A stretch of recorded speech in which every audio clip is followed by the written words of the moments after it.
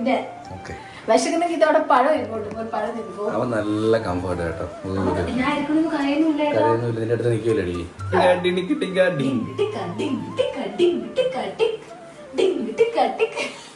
എനിക്കിത് വയറ്റിൽ ഇങ്ങനെ കിടക്കുമ്പോഴേ പുലികളി ഓർമ്മ വരുന്നത്.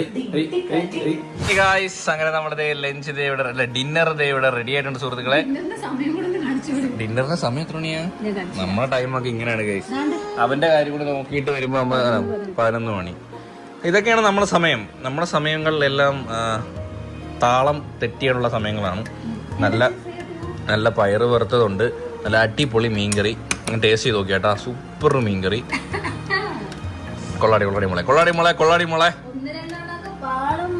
ഓ, ഇതാണ് നമ്മുടെ മെയിൻ സാധനം. നല്ല അടിപൊളി സൈസുള്ള പ്രോൺസ്. അടി വാ. അത് നമുക്ക് ചോറും മീൻകറിയും